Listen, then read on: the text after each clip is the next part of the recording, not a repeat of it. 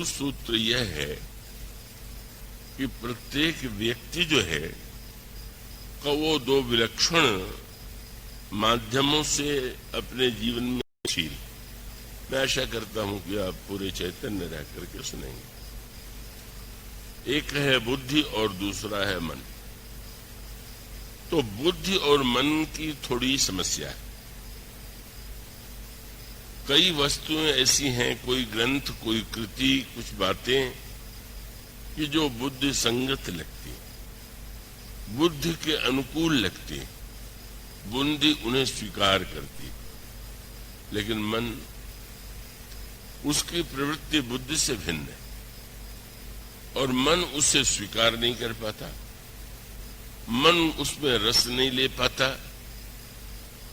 और यदि मन रस नहीं ले पाता तो उसका एक मूल सूत्र यह है कि बुद्धि की प्रवृत्ति तत्वात्मक और मन की प्रवृत्ति रसात्मक। बुद्धि जो है वो तत्व का सत्य, सार्वकालिक सत्य, उस सत्य के लिए व्यग्र है, और व्यक्ति का मन जो है उसे रस की इच्छा है, रस की आकांक्षा है। तो स्वाभाविक है कि मन के रस के लिए उसे अच्छी बुरी हर प्रकार की वस्तु अपनी ओर आकृष्ट कर लेती है। उसका मनोरंजन हर वस्तु से हो जाता है। तो एक और बुद्धि संगत बात जो है उसे मन नहीं स्वीकार कर पाता और मन के रसात्मक प्रवृत्ति का बुद्धि के द्वारा समर्थन नहीं हो पाता। गोस्वामी जी की सबसे बड़ी सफलता यह है कि उन्होंने उस रहस्य को जान लिया कि जब उन्होंने कहा कि वस्तुतः क्या बुद्धि और मन परस्पर विरोधी हैं क्या रस की प्रवृत्ति बुद्धिमान व्यक्ति में नहीं होती है क्या बुद्धिमान व्यक्ति का अर्थ है कि उसको स्वादिष्ट भोजन में रस नहीं आता? क्या वो अनेक ऐसी वस्तुओं में आनंद नहीं लेता है जो साधारण व्यक्ति को भी उसमें आनंद की अनुभूति होती? और इसका अर्थ है कि बुद्धि और मन दोनों को समान रूप से यदि हम तृप्त कर सकते हैं तो स्वाभाविक रूप से वह जो कृति होगी वह लोक मंगल के लिए, दोनों ही वर्गों के लिए समान रूप से प्रिय होगी। और इसीलिए गोस्वामी जी ने राम कथा के प्रारंभ में उनसे पूछा गया कि जो आप लिख रहे हैं वो विद्वानों के लिए है कि साधारण जनता के लिए है? तो आपने तुरंत जो वाक्य कहा वही वो अनोखा सूत्र है, और जो कृतिकार उस सूत्र को समझ लेता है उसकी कृति जो है बुद्धि और मन को समान रूप से आकृष्ट करती है। और उनका वाक्य क्या है? बोले बुध विश्राम सकल जनरंजनी राम कथा कलि करुष विभंजनी। यह राम कथा विद्वानों को विश्राम देने वाली। बहुत बड़ा विलक्षण वाक्य कहा उन्होंने। विश्राम देने का अर्थ क्या हुआ कि बुद्धिमान व्यक्ति थकता भी तो बहुत है, स्वाभाविक है, बहुत अध्ययन करता है, बहुत तर्क करता है, बहुत तरह से सोचता है। तो जब कोई व्यक्ति परिश्रम करेगा तो थकान आवेगी। गोस्वामी जी एक नई बात कहते हैं कि जो मैं वस्तु मेरे माध्यम से आपके सामने आ रही है वह विद्वानों की थकान को मिटाती। और उसका अर्थ तो आप सब अच्छी तरह समझ सकते हैं। साधारण व्यक्ति को थकने के बाद नींद आती है, तो क्या जो बुद्धिवादी है उनको थकने के बाद नींद नहीं आती है क्या? उनको नींद की आवश्यकता नहीं है क्या? और यदि है तो इसका अभिप्राय है कि गोस्वामी जी ने ये कहा कि अंततो गत्वा बुद्धि का जो उद्देश्य है वो क्या है? बुद्धि का भी चरम उद्देश्य यही है कि व्यक्ति जो है एक निश्चित निष्कर्ष पर, एक सत्य के साक्षात्कार में अपने को स्थित पावे। अगर वो निरंतर संदेहशील बना रहे, वो केवल तर्क वितर्क ही करता रहे, तो स्वाभाविक रूप से वो स्वयं तो थकता ही है, दूसरों को भी अपने तर्क और वितर्क के द्वारा थकाता ही रहता है। इसलिए मानो तर्क को भी दो भागों में बांट दिया गया, तज कुतर्क संशय सकल। तर्क कल्याणकारी, तर्क जो है उपादेय है, पर कुतर्क नहीं। तो गोस्वामी जी यह आग्रह पूर्वक कहते हैं कि जो विद्वान बहुत पढ़ करके, बहुत सोच करके बहुत थक गए हों आमे, और अगर वो राम कथा का श्रवण करेंगे, मनन करेंगे, अध्ययन करेंगे, तो उन्हें विश्राम प्राप्त होगा। और ये दावा भी उन्होंने उन लोगों की तरह नहीं किया कि वे लोग वह वस्तु दूसरों को बांटते हैं जो उनके पास नहीं। इसका अर्थ है कि जो व्यक्ति दूसरों को सुख बांट रहे हैं, अगर स्वयं उनके पास सुख नहीं है तो बांट क्या रहे। तो गोस्वामी जी ने ये कहा, पूछा गया कि जब इतने बड़े महाकाव्य कहिए, धर्म ग्रंथ कहिए, इस पुस्तक की आपने रचना की, तो आपको तो बड़ा परिश्रम पड़ा।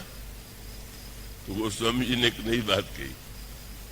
उन्होंने कहा इस रचना का उद्देश्य थकना नहीं, इस रचना के द्वारा मैं थक नहीं गया।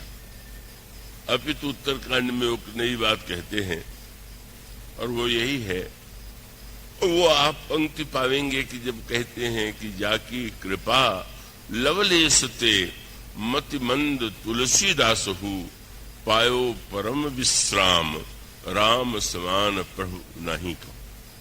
मैंने इस रचना के बाद परम विश्राम पा लिया।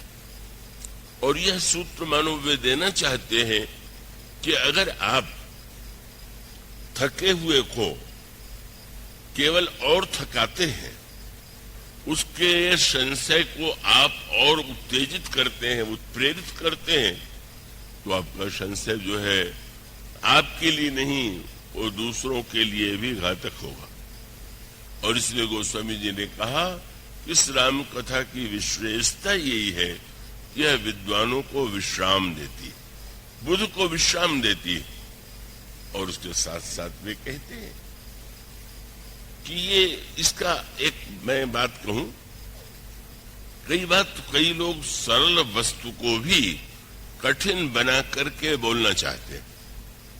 एक बड़े भारी विद्वान थे, कुलपति भी थे, तो वो जब अंग्रेजी में भाषण देते थे तो बीच बीच में इतना जटिल शब्दावली और इतना कठिन भाषण देते थे कि वो सुनने वाला समझ ही नहीं पाता था कि ये क्या कह रहे हैं। उनसे पूछा गया कि आप ऐसा क्यों करते, तो उन्होंने कहा कि इसके बिना इन पर प्रभाव पड़ ही नहीं सकता। जब इनको बैठ करके लगेगा कि मेरे समझ में नहीं आया, तो लगेगा कि हमसे कोई ऊंचा है। तो अब जब दूसरे व्यक्ति को के द्वारा अपनी बुद्धिमत्ता मनवाने के लिए आवश्यक हो कि हम सरल को जटिल बना दें, तो स्वाभाविक है कि हम अपना आनंद स्वयं लेते रहें, हम अपने बुद्धिवादिता की, अपनी तर्क संगतता को महत्व देते रहें। लेकिन वस्तुतः का सत्य तो यही है कि आप, गोस्वामी जी ने बड़ा विचित्र सूत्र है, क्योंकि अनेक प्रसंग ऐसे होते हैं जो सचमुच बड़े जटिल होते हैं। अब दर्शन शास्त्र का जो निरूपण होगा, शिष्ट तत्व का जो निरूपण होगा, वो तो जटिल होगा ही। लेकिन बताने वाले का उद्देश्य यह होना चाहिए कि वो जटिल को जितना सरल से सरल बना सके उतना वो उसको कहे। इसलिए उन्होंने कविता की परिभाषा में जो वाक्य लिखा, आप में से जिन्होंने पढ़ा होगा वो देखेंगे, वाक्य कहते हैं गोस्वामी जी का ग्रंथ जटिल से जटिल है, कठिन से कठिन है। और जब वे कविता की परिभाषा करते हैं तो कहते हैं सरल कवित कीरति विमल सुई आदर ही सुजान, सहज बैर विसराई रिपु जो सुनी करई बखान। का सरल कविता और कीर्ति दोनों की विशेषता यह है कि साधारण से साधारण व्यक्ति को उसका लाभ मिले। किसी की तिजोरी में बहुत धन पड़ा हुआ है और समाचार पत्रों में पढ़े कि इनके पास तो इतना धन है, तो क्या उस धन के द्वारा कोई दूसरों को लाभ मिल रहा है क्या? और किसी की कीर्ति अगर उसको दूसरों से बिल्कुल अलग बना दे, वो स्वामी जी कहते हैं कि नहीं नहीं, कविता सरल होनी चाहिए। वो स्वामी जी की कविता यूं कह सकते हैं कि बड़ी जटिल भी है, पर उनका तात्पर्य यह है कि हमारा उद्देश्य उसको सरल बनाना है, उसको कठिन बनाना नहीं। मैं एक वैज्ञानिक का संस्मरण पढ़ रहा था, बड़ा मीठा विनोद भरा था। संसार में जिन्होंने का सापेक्षवाद के सिद्धांत की खोज की पुरस्कृत हुए, बड़ा उनका सम्मान था। अब किसी नौजवान व्यक्ति ने मुझसे पूछ दिया कि सापेक्षवाद क्या है, जरा समझा दीजिए। अब कह सकते थे कि तुम्हारे समझने की वस्तु नहीं है, बड़ा जटिल सिद्धांत है, लेकिन उन्होंने उसको ऐसा विनोद भरे शब्द के द्वारा उसे समझाया कि वो अपने ढंग से उसका आनंद ले सके। उनका सापेक्षवाद का अर्थ यही है कि तुम जैसे नौजवान को अगर मुझ जैसे बूढ़े के पास बैठना पड़े तो थोड़ा समय भी बहुत प्रतीत होगा, और जब तुम किसी सुंदर युवती के पास बैठते हो तो तुम्हें बहुत समय भी थोड़ा लगता। यही सापेक्षवाद है। सापेक्षवाद सचमुच इतना ही नहीं, पर उन्होंने ये सोचा कि सामने वाला व्यक्ति कम से कम उसका कोई अर्थ ले कि उसको सरलता से किस दृष्टांत के द्वारा वह बात कही जाए कि उसका थोड़ा आनंद सही, जिसको स्वयं जीवन में अनुभव करता है। सापेक्षवाद क्या सचमुच इतना ही है क्या? पर उसका अर्थ ये कि सामने वाला यह अनुभव करे कि ये सापेक्षता तो हमारे सबके जीवन में होती ही है। और उसका अर्थ ये है कि गोस्वामी जी महाराज की जो सबसे बड़ी सफलता है वो यह है कि जटिल को भी, तत्व को भी का उन्होंने इतना रस में सराबोर कर दिया, इतना मधुर बना दिया कि साधारण से साधारण व्यक्ति को भी उसमें रस की अनुभूति होती।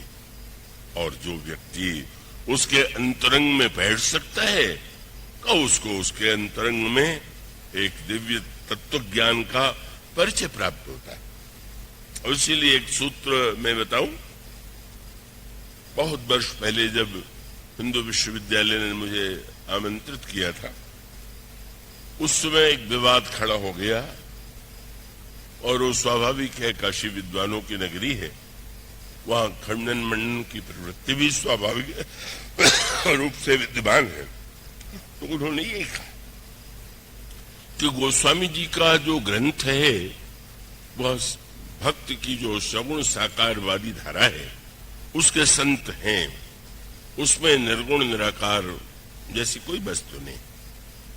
और उनको लगा कि मैं जो कुछ कह रहा हूं उसमें का वो शायद मैं अपने विचारों को तुलसीदास पर आरोपित कर रहा हूं, और अपनी विद्वत्ता के द्वारा हम उनमें वह दिखाना चाहते हैं जो उनमें नहीं। अब ये बात तो बहुत से लोग प्रशंसा में भी कहते हैं, लेकिन वो सत्य नहीं है। गोस्वामी जी ने एक छोटा सा सूत्र दे दिया, और वो सूत्र अगर समझ ले तो गोस्वामी जी की बहुत सी बातों को का जो बड़ी कठिन है, बड़ी जटिल है, उसको समझ करके भी आप आनंद ले लेंगे। मैं ऐसा करता हूं, आप थोड़ा एकाग्रता से उस तर्क पर ध्यान देंगे। उन्होंने ये कहा कि जैसे एक सरोवर है, तो सरोवर में जब कोई व्यक्ति स्नान करने के लिए जाता है तो देखता है कि जल साफ है कि नहीं। और अगर कोई व्यक्ति नहाना ही नहीं चाहता, पीना भी चाहता है, तो देखेगा कि जल में मिठास है कि नहीं, शीतलता है कि नहीं। और स्वाभाविक रूप से उन्होंने कहा कि श्री राम के चरित्र में ये सब है। जो श्री राम के चरित्र और लीला का जो पक्ष है वो मानो लीला सगुण जो कहूं बखानी, स्वई स्वच्छता करई मलहानी। राम के चरित्र की जो स्वच्छता है उसके द्वारा अगर कोई व्यक्ति यह मानता हो कि व्यक्ति और समाज का चरित्र स्वच्छ होना चाहिए तो श्री राम के चरित्र, श्री राम की लीलाओं के द्वारा वह लाभ ले सकता है। पर जो भक्ति भावना से जो प्यासे हैं उनके लिए उन्होंने कहा कि इसमें मिठास और शीतलता भी है। क्या? प्रेम भगत जो वर्णन जाई, सोई मधुरता सुशीतलताई। प्रेम और भक्ति का जो वर्णन है इस राम कथा में प्रेम की मधुरता है और भक्ति की शीतलता है।